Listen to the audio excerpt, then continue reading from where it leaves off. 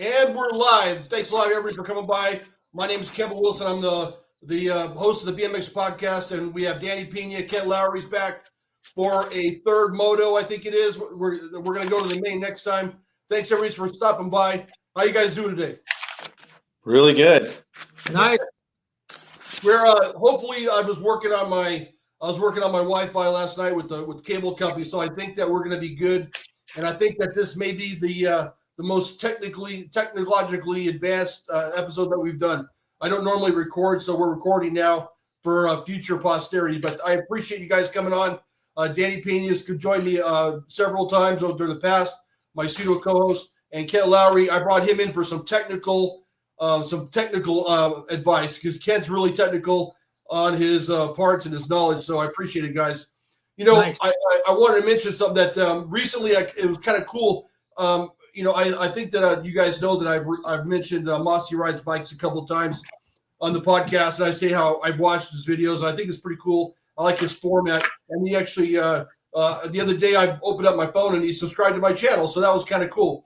So I reached out. I said, "Hey, dude, I watch your channel all the time, man. It's pretty good. Keep up the good work." So I like his stuff. But I rewatched his Skyway video the other day. I watched it when he first posted it. But I watched it again, and I was like, dude, I forgot half the stuff that I watched the first time, and I'm glad I rewatched it. So I said, you know what? Maybe we could, maybe Danny and Ken and I, we could talk about a little bit about Skyway opening up today's show. So I appreciate it. Ken, you ever been on a Skyway? Are you like Danny? Are you Skyway lover, or you're not a big Skyway fan? Or what's your thoughts on Skyway? Oh, I absolutely loved Skyway. I already had a bike at the time, frame and fork combination, so I wasn't going to swap out, but I was definitely very interested, especially that ovalized tubing, which actually gives you increased strength in certain directions. It can add weakness in some ways, but in the direction the frame was built, it actually adds stiffness. It's actually a really impressive design. See, Ken, that's why I have you on, bro. I just go, it looks bitchin'. It keeps all, no. It's the strength and it's the design and all this stuff. So that's why I did Kent, man. Well, it was talked about on the other podcast, the Mossy podcast, that the frame was more aerodynamic, which you might think doesn't really matter, but every little bit makes a difference. And once you're going about 25 miles an hour, it'll make a difference. Mm-hmm. I mean, they blade road bike frames. They do the same with their forks. JMC, of course, was the first one that had the ovalized tubing. Yeah. No, I tend to agree with him on that, and I think what kind of turned me on to Skyway was the overall look of that. So that TA frame, this is 2017, but the one that came out in 1983, that was the one that I picked up. And it was all visual for me, seeing the aerodynamic tubing and the blade forks. And I seen one at a track, actually. I was at a local, and some guy was racing one. He was older than I was, and I couldn't take my eyes off it. I hadn't seen it in a magazine yet. And I'm like, what is that? And I was staring at his bike, and he caught me looking. He goes, take a picture, man. And I'm like, sorry, I stink your bike. Well, but so that's what got me going on that one. And I know that later on they developed a 300 TA, which is one of the topics we could talk about down later, but that came out in 88. And I think Skyway was trying to get with everybody else on a more modern frame and fork. But honestly, I like that one way better, to be honest with you. See, that's one of the things I want to talk about today, because I never realized until today that Skyway made two completes. I never knew that. Yeah. They had the 300 TA. I think it's the 200 TA or something like that. It was 300 and the 400. Okay, yeah. So I'm not too sure, because at that point I kind of moved on. I think I was riding like a Haro at that stage, but I think what I saw was Rick Palmer had joined Skyway late in the 80s. And the first time I saw him, he was on a TA, and he was with graphite tough wheels, the whole 9 yards, and it looked super cool. And I guess Rick felt that it was better for him to be on a bike that's more competitive with the bikes that were out at the time in the late 80s, and that's when they developed the 300 TA. And it was on a spoked wheel. It wasn't on a tough wheel. I was just going to say that. Yeah. So it's a big difference. And to me, I thought the bike looks good. I mean, you guys, I don't know if you collect, Kent, but I know Kevin's a collector. Do you know what is the value of a 300 TA probably higher than a standard TA, or do you have any idea? Me? No. Yeah. I don't know. It would be an educated guess, really, at this point. Yeah. Because I never see the 300s, never. So that's why I'm wondering if they're a little bit more rare. Yeah. Because Kent, were you still in the game in '88, or were you moved on? That was the last year I raced, is '88. Last year your race was '88? Okay. Right. Then I got back into it 90, 96, 95, right in there, and took off again. Were you a pro in '88, or were you like a 17 over X? Yep, I was. Wow. Yep. I remember racing Rick Palmer too. Did you really? Yep. What was it like on your first pro race? Did you feel super intimidated, or was it an easy adjustment for you? Well, so when I was racing, they didn't have an 18 expert class. Okay. So when you turned 17, that was your last year. After that, I kind of had the impression that if you didn't turn pro and you're still racing as an amateur and you're over 17, that's kind of like, what's up? Are you afraid? That kind of thing. But yeah, no, I wanted to race that #1 plate a little longer. So I did, I had a birthday change in April. And so I raced the rest of the year because I didn't want to just like get that number and then chuck it. Right. So then the next year I turned pro, and yeah, that's it. I loved it. I didn't seem to have any problem locally, although there's a little bit of intimidation to race some of the guys that were. But it's interesting. My first pro race was at Sumner, and there was like Troy Daniels, Bart McDaniels, way back, Clarence Perry, and it was a night race. And if I recall correctly, I won. I actually won. Wow. I was really fast. I was actually when I was ahead, I just remember the first getting out of the gate and being ahead of them. I was afraid I was going to get taken out. So I was really going faster than normal because I was scared. I'm not kidding. I was literally scared something happened. And it was like, people were like, dude, are you turning pro? I said, yes, I already turned pro. So nice.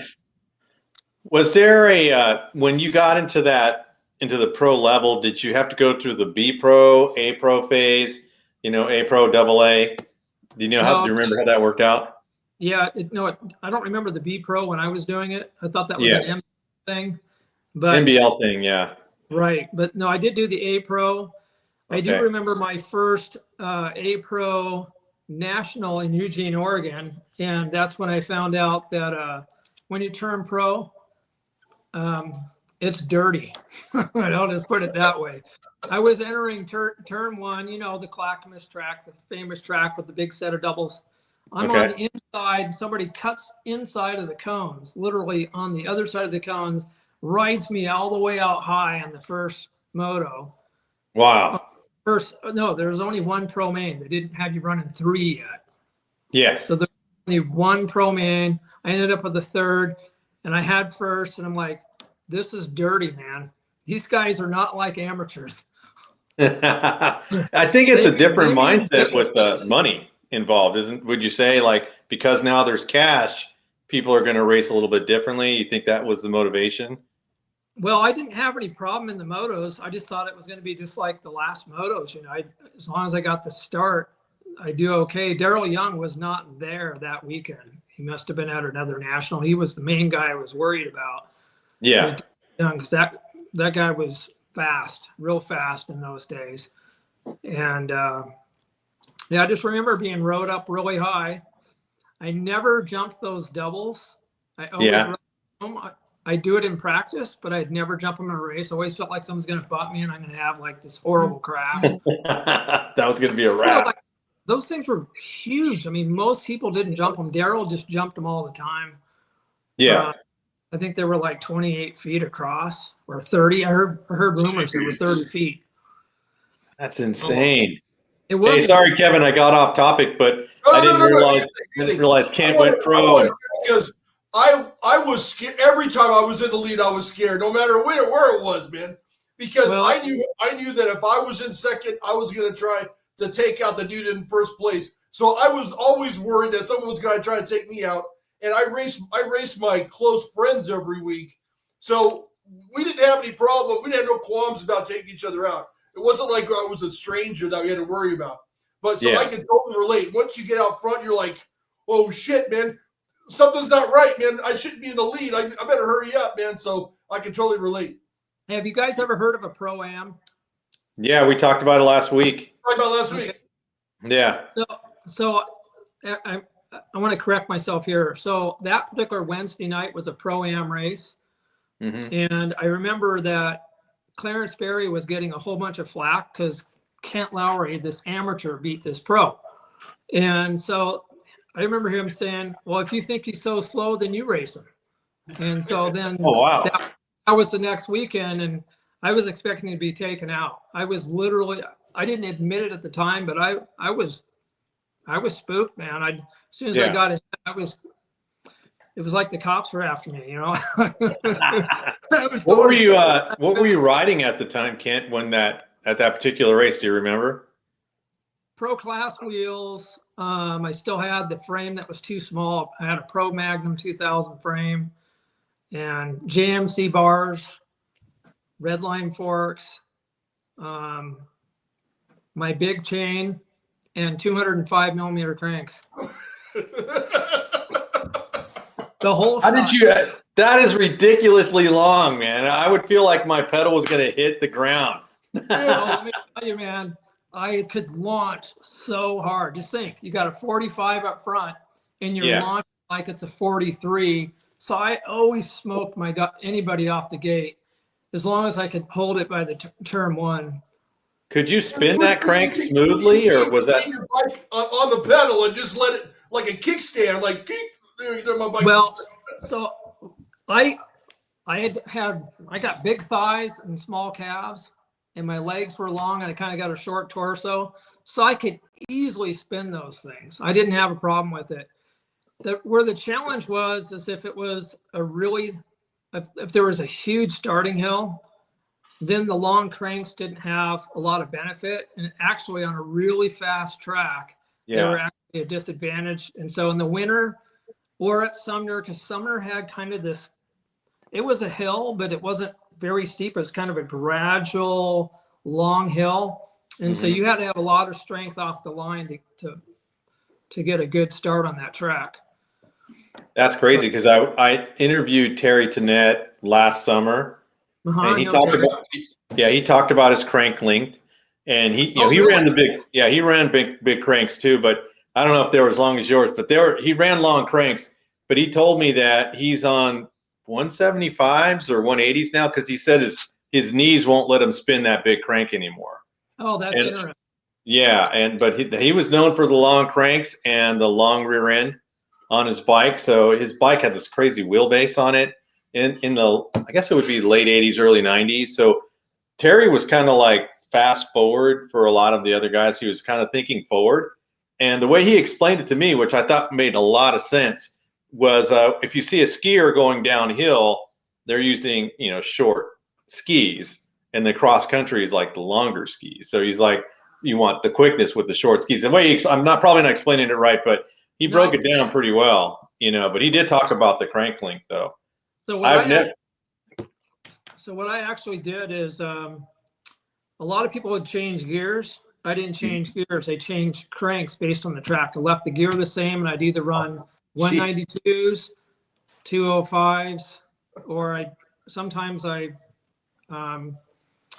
rarely would I change the gear, but usually I changed the crank if it was a track that didn't have a lot of hill. Were you 185s were like the longest anybody rode, right? I mean, that's what I was going to say. Yeah. You had 185s; those things were long. I ran 190s profiles. Once I got out of the one-piece crank thing, I just ran 190 profiles because See, I started pumping iron because I recognized that even with the long cranks, a lot of the other guys were starting to get bigger. Yeah. And, I realized that I need to do something to get the edge. And so I started pumping iron, and then I didn't need those big cranks. My thighs were going to cover it. So I just went to the 190s. How tall are you, Kent? 5'8". So you're about average height. So you're going against guys that are pretty big though, especially in the 80s. Yeah. I mean, Ellis was like 6'2.5", 6'3". Clarence Perry was like 6 something. One of my local, most guys, I don't know, he's probably right in there. Yeah, because they got up there. The 80s, it was all about muscle back then, with Sean Texas, Pete Lonkarovich, Stu Thompson, just big, broody guys that were up there. So it must have been difficult to deal with that. At least I would think so, I've never raced pro, so I couldn't tell you. I remember racing Charles Townsend when he was an amateur. I remember racing Steve Veltman. Wow. That was way back. Yeah, those guys were. You didn't want to be in their moto. You're probably going to play second behind them. But it was good. It was good exposure. It depended on my mood. It's amazing how you're. Did you get a good breakfast? Do you feel confident? You know how it is. You show up the racetrack. Sometimes you just feel like you're having a slow day, and you just don't feel like. And there's other days you just feel invincible. And on those days, well. Remember we were talking about that, Kevin, a few episodes back. I was talking about the rider high. How you can get that rider high like a runner's high. And I know exactly what Kent's talking about because I've actually talked myself out of winning. I'm like, I feel weak. I don't feel strong. I'm tired. And you just talk yourself right out of it, before the gate even drops. That's why I always rode my my Mongoose with tough wheels for practice around the trails. So then when I got on my race bike, it felt really light. So it helped my confidence. Well, that's a good lead. That's a good lead to our topic, Kevin, with the Skyway stuff. It's like running a marathon. He just handed you the baton, Danny. Yeah, he did. So we were talking about Mossy's video, and it was all dedicated to Skyway. And I wrote down a few topics for us to go over and things I didn't even know. I didn't realize Skyway started in 1963. I don't know if you guys knew that or not. No, they were doing stuff that wasn't BMX stuff. So right, it was like a machine shop thing, I think is kind of what they were doing. And they were across the street from the airport, which Kevin brought up to me before, which was called Skyway. That's how they came up with the name for Skyway Recreation. Now we have a dispute though. We don't know if they did anything with motorcycle wheels, Kevin. What's the story on that? So, okay. I misunderstood the original. Okay, the first time I watched it, I thought he said that they tried to make a tough wheel for a motorcycle, but it was too hot and they gave up. Right. But then after I posted that video, probably, I don't know what, 6 months ago, I since that time I had friended a gentleman that he's probably in his 70s at this point. I've tried to get him on the podcast, but he was the plant manager for Skyway. And he's told me, he goes, no, dude, they never tried to make a tough wheel for a motorcycle. So I was like, oh, okay, that's interesting. I thought that they did. And then when I watched it again today, they said that they thought about briefly about making a tough wheel for a motorcycle, but they didn't do it. They went with the BMX bike, the BMX wheel. So that was the I was wrong again, dude. Always wrong. Skyway Tough Wheel 1, released in 1974. And I was watching his video. I was looking at the price point for it. I was like looking really close. Looks like it went from $19.95 to $21.95 per wheel. So that was in 1974. I mean, I was only 4 years old. But I can tell you that was probably kind of pricey for a wheel set at the time. I don't know what you guys think about that. But by today's standards, I think you can get a set of Skyways from Planet BMX for less than $100 or around $100 price point. 99. Yeah. So it's not that bad at all. And so you're saying 74 or 70? Wait, it came out in 74. The Tough Wheel. Tough Wheel 1. So what was a spoked wheel going for in 74? Was it more than $30 a wheel? I doubt it, because back then, I mean, most of the wheels were this cheap, mild steel, and there was one wheel that was called like a heavy duty wheel, which was pretty much just steel. I don't know if you know what I'm talking about, Ken. Yeah. It was a really heavy wheel.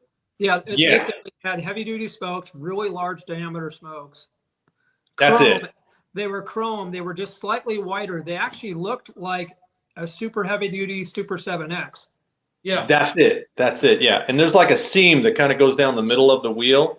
So it kind of comes up to a point. And those were kind of the best wheels at the time in the 70s. But they were heavy duty wheels. I don't know who made them, though. I have no idea. Weld made those? Wald. Was that sound right? I think. I just remember them. I had a set of them with a coaster brake on one of my early BMX bikes. And those things were indestructible. They're heavy, but they're pretty much indestructible. Then go ahead. I'm sorry. Go ahead. No, I was going to tell you that the colored Tough Wheels didn't come out until 3 years later.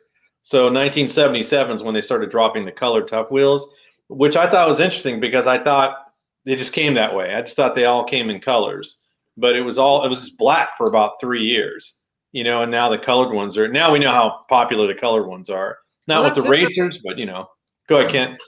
So I got a set of blue Tough Wheels from the bike factory, and I want to say that was in 1980 or 81. Okay. So, and yeah, I loved them. They were heavy, but they didn't bend. You mentioned that you practiced on the Tough Wheels. Did you ever rate them before you decided this is just going to be a practice wheel? I raced before you didn't like them. I raced one moto just to have fun because it was a local race. I pretty much dominated my class. It was an amateur class at the time, and so I showed up with my beater bike, which was a Mongoose, super heavy seat post. The thing weighed literally probably 31 pounds. I did everything to make it heavy. I just remember snapping out the gate with it. Everybody thought my bike got stolen. But I just did it just to see if I could beat my competition with a heavy bike. And I just remember going to snap out of the gate. It's like I just kind of stayed there with my tire in the air and everybody just took off. It was so heavy. Oh, I've raced with Tough Wheels on and off. I love the look of them. That's why I kept throwing them back on my bike. I'm like, I'm going to try it again. But I never better this time. What's that now? Yeah, maybe I'll be better this time. Yeah, I had some moments with them, but I wasn't like, I always remember going, I'm going to put my rims back on. I remember thinking that all the time, although they look super trick. I can't deny that. So mine had a coaster brake on it. And then later, either it was an option, you could order them that way. You could order them with a freewheel. Okay. That came later, I think. Yeah. I think that was, I don't know if that was, I know you can get a freewheel on a Tough One, but I don't know if it was a kit that you had to buy and put the freewheel on and remove the coaster brake. And I think it was like probably that they sold kits where you could convert them. I think that's right. I remember that. I have personally never seen a Moto Mag with a freewheel on it. I've never seen it. Well, I tried to convert my Moto Mags. And I think I screwed it all up, and I gave up, and I threw them away. I just bought different wheels. But I tried to have it on there. I was like, Did you really? I was like a 13 or 14-year-old kid trying to do all these, intricate hub design, trying to put it there. It wasn't going to work. Yeah. What were you going to say, Kent? Oh, I just remember people doing the same thing, taking all the guts out, trying to get it converted, or taking their Tough Wheels to the bike shop, and they couldn't do anything for them. Yeah, because I rode a set of Tough Ones on my first bike. My first race bike was a borrowed Mongoose with blue Tough Wheels on it, like yours, Ken, and it had a coaster brake on it, and I didn't care. I was just happy to be racing. And they said that Schwinn jumped on board right around 77 or 78, and they started selling completes with Tough Wheels on it. So that was the first ones to kind of jump on board. But you can see it did continue to go on. I mean, this is a Haro ad from 83, and you can see the completes. One of them comes with Tough Wheels, and then one with looks like Z rims. So that one. What's that now? No, I remember that. Yeah, so I think there was other bicycle companies that got involved with that, and I know there was a lot of knockoff Skyway Tough Wheels. Like you could see them on store-bought bikes. Yeah, and they would. I remember those too, and they would fade in the sun and change colors really quickly, where the Tough Wheel brand actually held up. Yes, and most of the time I can kind of spot a fake one because it has mounts for reflectors on them. You're like, well, Skyway Tough Wheels don't come with it. Yeah. So you can kind of spot them. It said that they were in Glendale. Skyway was in Glendale, California at one point, and then eventually moved to Redding. Yeah. I don't know when they actually did that, but they didn't release the Skyway Tough Wheel 2 until 1979, and that's the one that stands today. With the only big difference is they don't have, unless you want it with the metal flange, they're going to come with the plastic flange now. So it doesn't show the metal flange anymore. And the Campy hubs were, I didn't know this till I watched this video. Campy hubs were actually a road racing thing, the Campy hub, and they converted it for BMX. And apparently they were very brittle, and eventually they just had to get rid of that altogether. I didn't know that. That's all new to me. I've heard the term Campy hubs. That's it. I thought that was fascinating because I remember the early days of the BMX in the early 80s. I'm going to say like 80, 81, 82. And it was actually hard to find a set of seal bearing hubs for a BMX bike. And I just remember guys like Bart McDaniels and Gary Ellis, they had these super highly polished Canon, those hubs. And they were like unusually, they looked like they were slightly wider and the flanges were kind of halfway between a large flange and a small flange hub. They were always highly polished. They looked so awesome. Yeah. I think Kevin had mentioned to me before, he didn't care about the high-end parts. Like, I don't care what hubs they are. I don't care what cranks they are. I mean, can you elaborate on that, Kevin?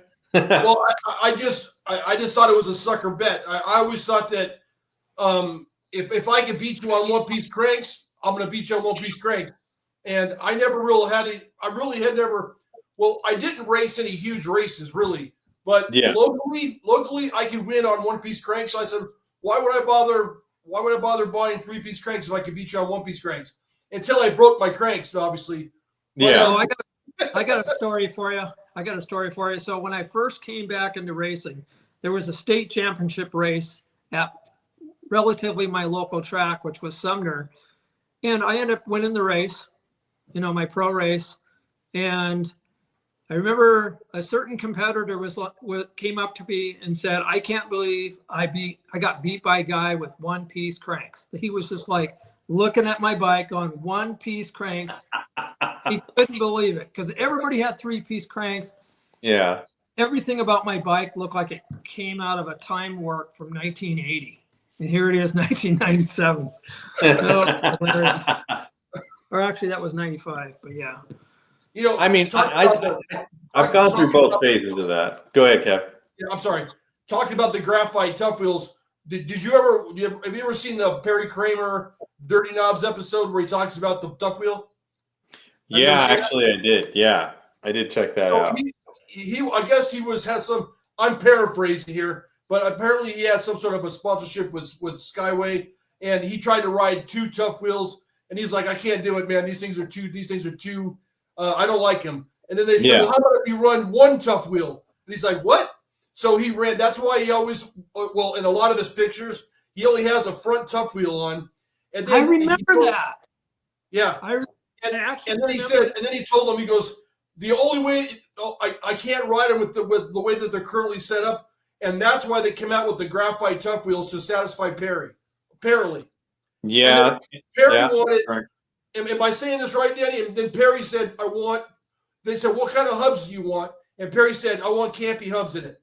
And that's why they use Campy. And do I got the story right? Yeah, the only thing I understand differently is he did run the one Tough Wheel in the front, but he did that without permission, so they didn't give him his contingencies because he wasn't running the set. So he was supposed to run the set, and he ran the front wheel or the front Tough and put a wheel on the back, and they were like, you got to run. You got to run. Some comments, and people are saying the reason why he's got one in the front so he can T-bone people and he doesn't bend his spokes. That could be it, man. Yeah. Did you know that the graphite tough wheel was based on the Smokey and the Bandit Trans Am? I The heard black and the gold. Yeah, that's where they got the idea. Because remember, Smokey and the Bandit was 77, 78. So that movie was massive, right? And all of a sudden, everybody wanted that Trans Am, and that color combination is what inspired them to make that hub gold against the black, which I think to this day is still one of the nicest looking wheels. Is a pair of graphite tough wheels. I've never even owned a set. Yeah. I remember when they came out, I was interested in them, the graphite ones. Yeah. Because I remember Richie Anderson had some, Clarence Perry had them. But when I found out they were $249 a pair, something like that, $249 was a huge amount of money back then, at least for someone who still lives at home. You nailed it, because the next thing I was going to say was the set of those wheels were $249.99 in 1980 or whatever, and they thought that they weren't going to be able to sell them. They're like, "There's no way we're going to sell a set of wheels for $250," and they sold out in a couple of hours. So the minute they released them, they were just gone like that. That's crazy, yeah. It is crazy, because I just remember that those wheels were worth more than my whole bicycle. Exactly. Yeah. Wow, if I had those wheels, my bike would be worth like almost $900, or not, something like that. Well, my JMC Andy Patterson the frame cost me like $150, dude. It was like $200 for the frame and forks and $85, I think. That's a lot for frame and fork back then. And that would have been a hard sale to tell my mom and dad, I need $250 for a set of wheels. They'd have been like, hell no. So I got a story for you on these tough wheels. So I remember at a race, a national, Clarence Perry was at a national. He had these tough wheels. I think there was a couple other competitors that had tough wheels. And I remember this conversation where Clarence was privately, I don't know if he was sponsored by them or not, but he had the patch on his jersey, so he had a co-sponsor from them. I remember, it wasn't an official conversation, but I remember overhearing him talking to a competitor, because I was, coming over to look at his bikes, and he said, I don't know yet. I'm just getting used to these things. And he said they flex in the corners. He could feel those things flex quite a bit. He said they flexed enough, because he was a heavy guy. They flexed for his brakes. He said I could feel the brakes being. Wow. Brake rub? He said they were really flexy, a lot flexier than than the non-graphite ones. So. And you got to think, though, Clarence is kind of like above average as far as height and weight and power. I think he was like 230 pounds or something back then. He looked like a bodybuilder. He was just tough. Well, Dirty Fest 1, I had Repop tough wheels on my Powerlite P51. Okay. And I one race, I got on the gate, and I you stare at your front tire, you're on the gate, right? I'm staring at my front wheel, and I'm kind of doing this shimmy a little bit, and I can see my front wheel doing this, dude. Oh, like, real? Oh, man, dude, it was crazy. It was, I'm bigger. At the time I was 270. 270. And you were Huh? Okay, so you were heavier than Clarence. Yeah, I'm even heavier now. Got to keep hitting the boxing bag, dude. The heavy bag. I work out, I lift, and I get bigger, but I'm not losing any weight, man. Anyways, dude. So what else did you guys notice in that video? Well, we talked about the Skyway dropping in 1983. Interesting to know that the weight of the frame was like 4 pounds 2 ounces, which is pretty good. Heavy, dude. Don't you get for 83, that's not too bad. It's a fully chrome moly frame, and the forks were 1.8. So you figure you're about 6 pounds for frame and fork. 1983. That's not too bad. When I put my bike together in 84 is when I got my first Skyway. There was a noticeable difference on how light the bike was. But I was running spoked wheels, not tough wheels. So when I picked it up, it felt lighter. Felt considerably lighter. My frame and fork weighed 3.7 pounds. That's light. What was the frame again? It was a Pro Magnum. Pro Magnum. Okay. Yeah. I've never even heard about that frame, dude. It wasn't like a major mainstream frame, but I know I've seen it in magazines, so Yeah, I'd recognize it when you said it. I seen it in the BMXer, but it was a pro frame, but it was still like by the late '90s standards, it was almost like an expert. Yeah. Just barely an expert. So it was lighter because of that reason. Do you have any idea, Kent, what like a carbon fiber frame and fork is going to weigh nowadays? Any idea? That's a good question. I did see somebody. I remember a carbon fiber frame, BMX frame that showed up at the trails. This guy was riding it. Somebody with a lot of money. And I picked up the bike, and I had already done everything to make my bike light, titanium axles and and seat rail. Even changed out my bolts and my stem to titanium. Right. Damn, dude. His bike was still a good 1.5 pounds lighter than my bike. Wow. So I'm going to guess that the carbon fiber frame was 1.5 pounds lighter. But as hard as I was on bike frames, I wouldn't have dared to race a carbon fiber frame. Yeah. I think Terry has so many bikes, Terry Tennant, and when I interviewed him, he had a Race Inc., the newest one, carbon fiber.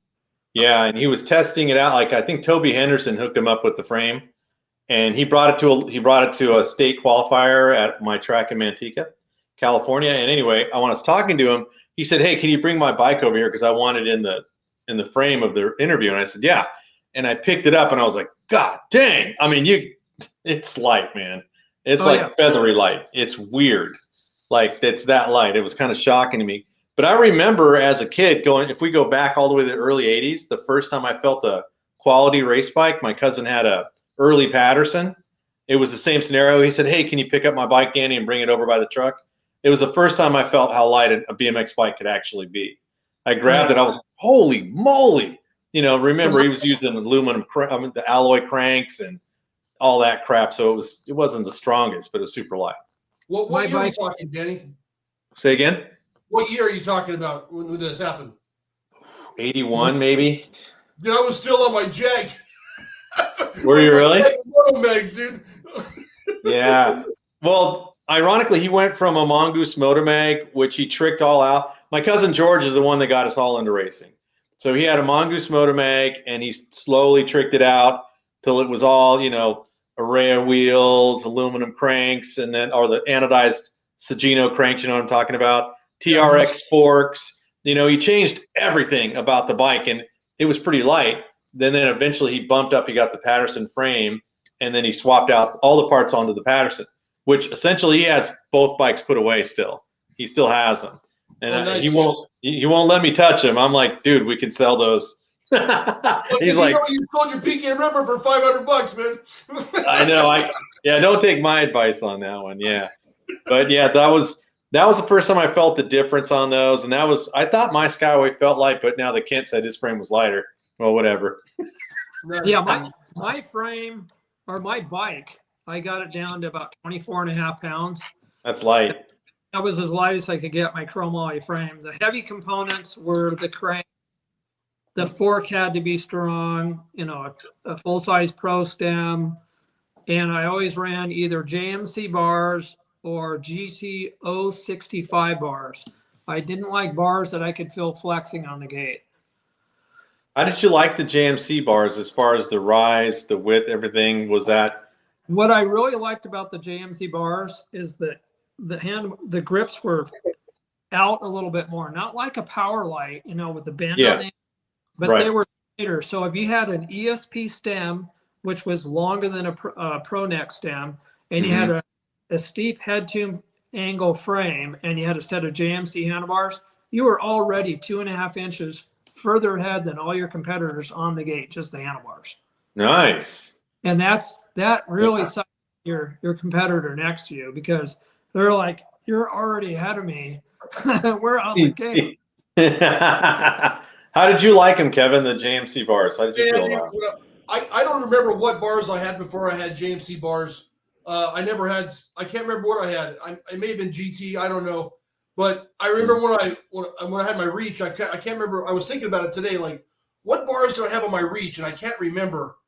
But I remember when I went to go buy my Daryl Young, and I was picking out the frame and fork, and then I go, well, I might as well get the JMC bars because they match. Okay, I'll try it out. They look small. I was like, they look small to me, but okay, I'll try them out. I got on them, dude, and I loved them, dude. I never changed another handlebar for the longest time, dude. For my entire time racing, I was on JMC bars. They were the best. I mean, they were, and they looked so cool. And I fell in love with them. Dude. They have the flat top bar. The crossbar was flat. It was like going out on a date with an ugly woman and then falling in love with her after you took her out. That's what happened to me. I was like, dude, she's awesome. So let me answer your question, Pena, about the handlebars. So there was one thing I also liked about the JMC handlebars. If you looked at all of the other manufacturers, the welding on those JMC bars was really nicely done on that crossbar. So the crossbar was slightly fatter on the top, and it tapered out a little smaller on the bottom. And what I loved about them is I could stick my bike pad on it with my flight brand name right there, and it wouldn't spin because it was oval. So it always come right where I wanted it. But the one thing I didn't like about the early production JMC bars was, so everybody's had a chance to go a little far in a set of doubles, and your handlebars end up moving forward a bit. So I'd get them back and I just tighten them up. I'd always use a cheater bar to get those bolts nice and tight. And after a while, they'd loosen up. So I'd tighten them down some more. And I realized I was actually crushing the tube. I've done that. Yeah. And I really started to crack. Starting to form. And so the newer JMC bars were a little thicker, a little bit heavier, and they didn't do that as much. So that's pretty cool. Like, as far as handlebars are concerned, I think if I had to say what my favorite bars were, I mean, I'm not talking about modern race bars now because they have much lower rise, but I really like the Boss handlebars. And the Boss handlebars had the kind of the knee saver shape where they come in very narrow.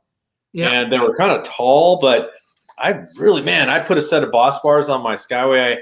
I was running CW handlebars for like the longest time. And then I finally felt like they were, because I was running the standards, not the pros.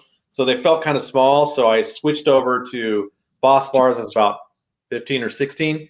And I was like, oh my God, these bars are amazing. And I went through 2 sets of those. So those are the only ones I ever like repeated in using. After that, it's just, I've had a bunch of different handlebars.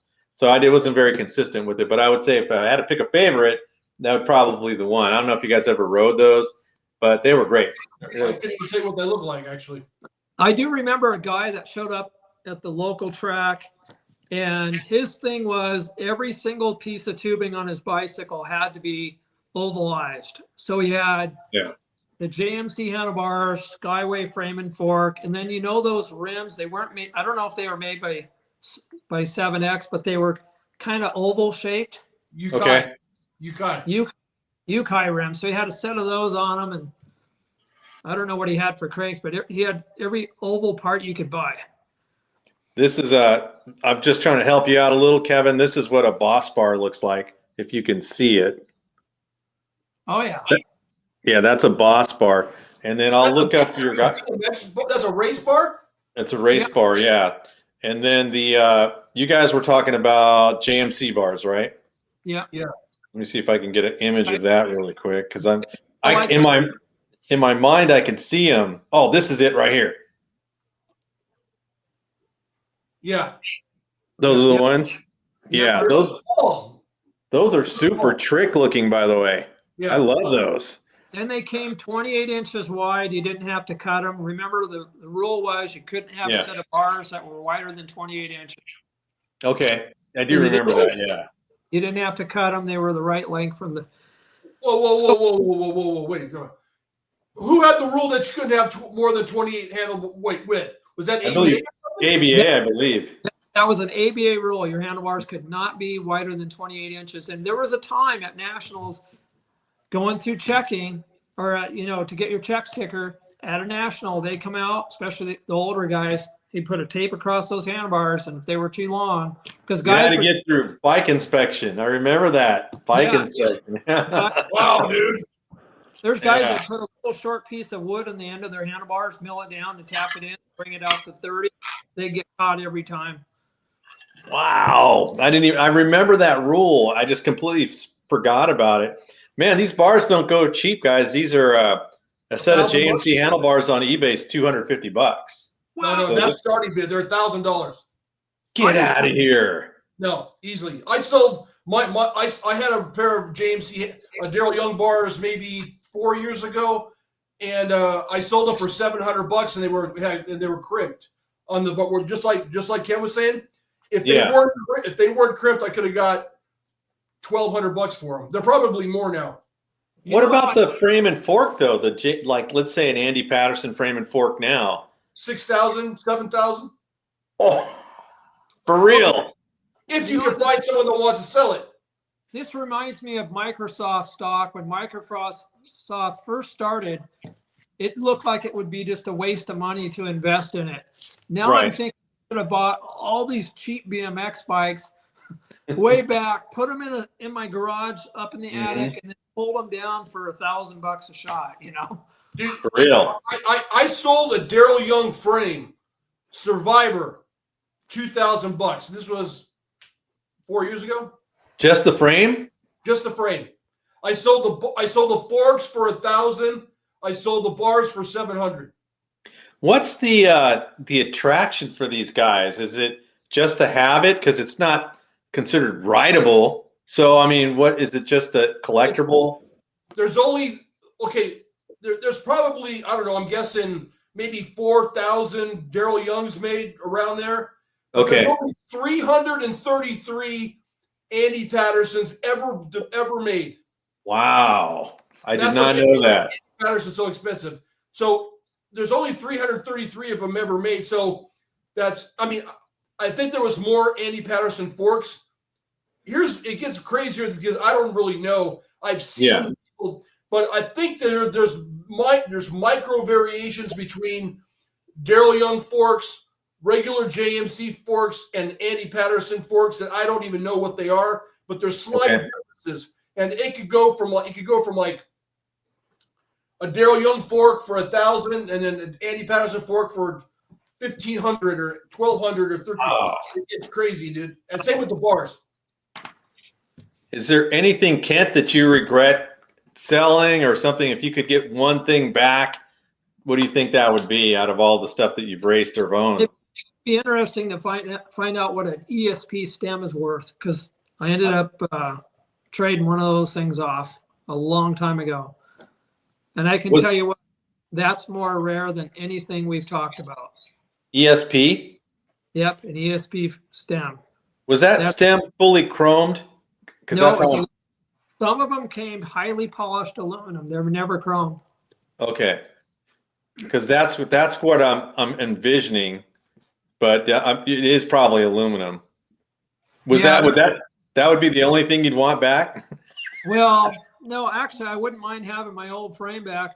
I had a cast in pro frame, and it's a square back.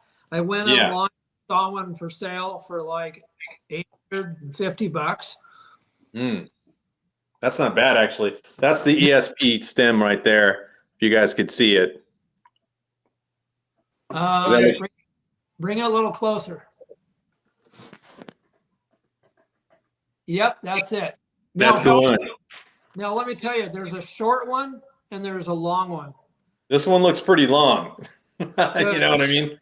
The guys who ran them was Clarence Perry, Gary Ellis. I ran them, Marty Enid, and I'm not sure who else ran them, but yeah. Yeah, those look like that looks like a very rare piece right there. Also, this guy's selling his for $549, just the stem. Yeah. Damn, that's crazy. Can I ask a silly question? Is that Eddie Sigmund product? Is that ESP? No, it's I used to know what it's three guys' initials. Okay. I don't know. I could look it up, but I'd have to research that one. But yeah. Oh, Kevin, we're bumping up against 7:00. We got another one of these to do. I just texted him right now. He's okay. Okay. He's All okay. right. Okay. No problem. I got another thing I wanted to mention back on the Tough Wheels. Yeah. So because of the flex, I was talking to Clarence about this many years ago, and there was a little bit of a discussion about whether there would be a 24-inch Tough Wheel, but because of the flex issues and the weight, even in graphite, I think that's why it never happened. Well, they're currently out now. I think Richie Anderson debuted the first set. Yeah, Richie Anderson was racing it in 85. I think he was the first one to bring it out, a 24-inch Tough Wheel. Boy, I don't remember ever seeing him. Yeah, I could see if I could find an image for you, but he was 24. Yeah, it was a big wagon wheel, man. I still don't really like the way they look, to be honest with you. Maybe I saw him, and I just don't remember. I never caught on. Yeah, I wouldn't have paid attention to it anyways, but yeah. Yeah, it has more spokes than, let's say that. Well, definitely because it's a bigger wheel, but they look like wagon wheels. I do remember that now. Yes. Yeah. Him at an indoor race in the winter. But they already flexed a lot. Then the Z rim came out, and the Z rim was pretty cool. Yeah. They flexed a lot too, but what was nice about them is your tires spread out a little wider, because they were actually wider than a standard rim, just a little bit. Yeah. And you never got flat spots in them. Oh, really? Yeah. You wouldn't, like aluminum rims, you'd get a flat spot. You could land really hard. You'd never break them. Yeah. And you never had them loose all the time, though. It also affects your gear ratio too, because your tire is a little smaller because it's stretched out wider. You could actually feel the difference. Because I ran for the longest time a Z rim in the back and a Super 7X up front. Did you really? Yep. It looked kind of weird, but I did it because my other wheel had too many flat spots. Wow. You did not care about Frankensteining your bikes together, obviously. You're like, whatever worked, you just put it on there, huh? Oh, my bike was always weird. Crazy long cranks. Yeah. And, fat chain, really huge chain, Acme chain. People love that. And then, of course, my mismatch of components. Danny, after I dropped Kent's original video, someone sent me a message saying that they know where his 205 millimeter cranks are. No way. Yeah. And by the way, there's only one set of those in the world. So how much are those worth? Wow. He's like, no shit. I remember Kent. I think I have his cranks.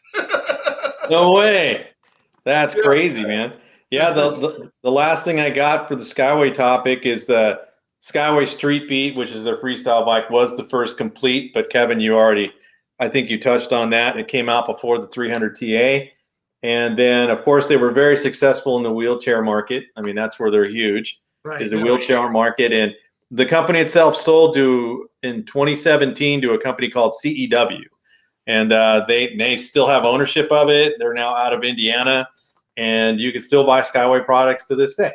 So the stuff is really cool. I mean, the Skyway TA frame and forks, when they drop on Planet BMX, they're gone, man. If you want one, you got to get one. Like, right away. I've been trying to get a chrome 20-inch version of this bike because I wanted to build a chrome one with graphites.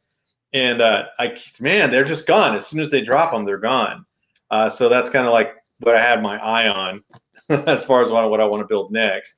But the Tough Wheels, man, they got them in abundance, man. The only thing that doesn't stick very long are the graphites with the flanges.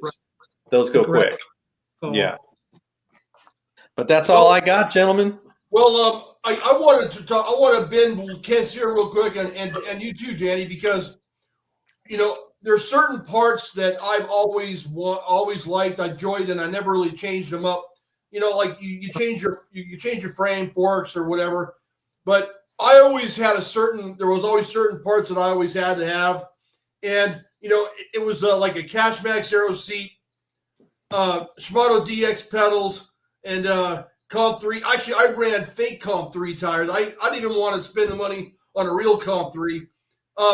Well, so I just wanted to kind of push that back on you guys. Were there certain parts that you guys couldn't live without, no matter what happened, whatever came out, whatever new trick or whatever new part came on the market that you said, no, I'm sticking with this? Yeah, definitely Cachemet seats, but I love the Cachemet seat that that has that's all curved.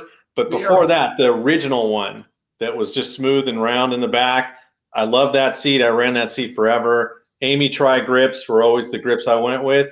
Always. I mean, very rarely I ran anything else. And Comp 3 tires, definitely ran those. Araya 7X was my wheel of choice. And then Sun Tour Bear Trap pedals, favorite pedals.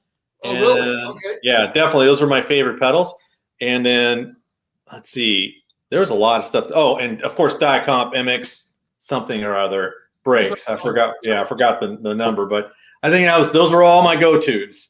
If that helps, And I got one pair of profile cranks when I was about 15, and those went on every single bike that I ever. Once I got them once, I kept moving them. And that's it for me.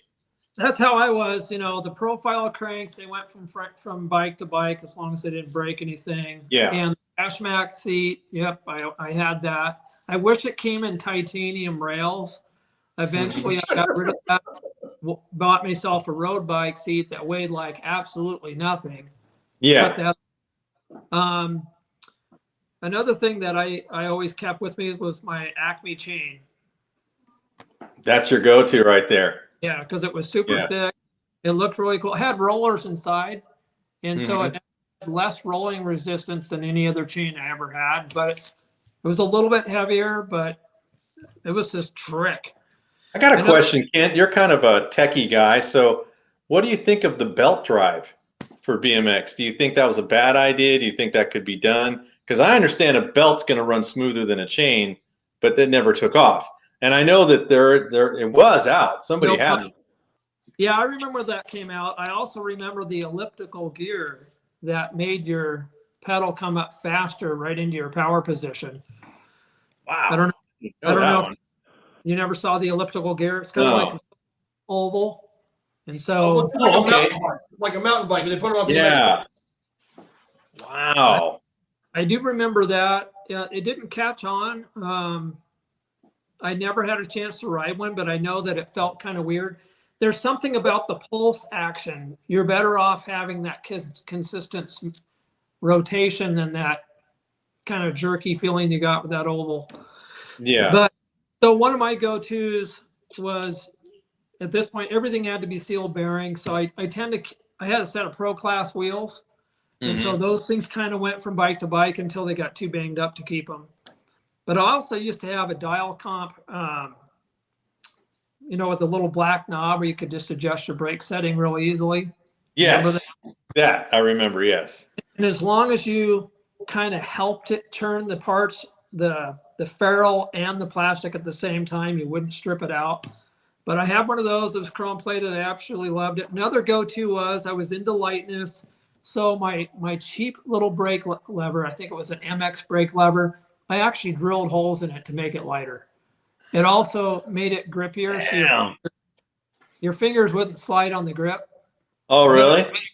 But it would wear out your index finger just a little faster. Yeah. But yeah. That is funny, man. That's great. About dude, that's yeah, wow, that's very cool, dude. That you got that into it. I just ran stock stuff, man. I never altered nothing. Oh yeah, I cut off the axles, make them shorter. Aluminum spoke nipples, short spoke nipples, double butted spokes, tape around the rim, titanium bolts. Take out the steel bolts and change your stem bolt. No wonder your bike costs $900, man. Holy cow! Yeah, it was live. Some of my other parts was I liked the bear trap pedals, but once I went to the platform pedal, I noticed I didn't roll them as much. Okay. So yeah, I had some GT pedals that were platform. Those were nice. They used to be really tall, but I'd take a round file and I'd file them down to make them sharp. Remember those days? You'd file your pedals to make them. Yep. Just don't catch that to the shin, whatever you do. Yeah. We raced with soccer shin pans or shin pads underneath my racing clothes, just for that reason. Yeah. I've caught a couple to the shin, man. That's a pain I never want to wish on anybody. What about, have you ever done that, Kev? Like, nice, dude. Yeah. Well, anyways, guys, I think that we've ran the course, and I appreciate from the bottom of my heart, Danny and Kent. I think that this could be the best episode we've ever done. I've had a great time, Kent. Your expertise and your technical outlook on things is fabulous. I really appreciate that.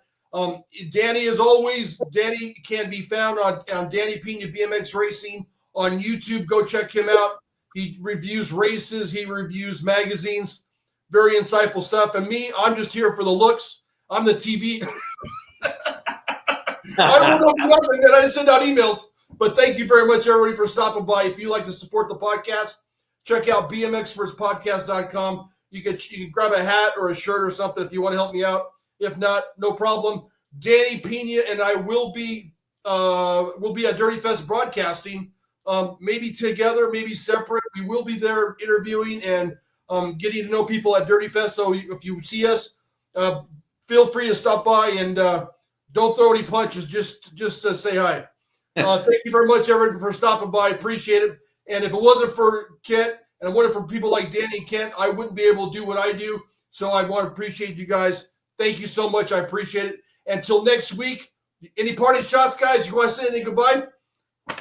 Like and subscribe, man. You know where I'm at. I need to catch Kevin. It's my goal to pass this dude in subscribers.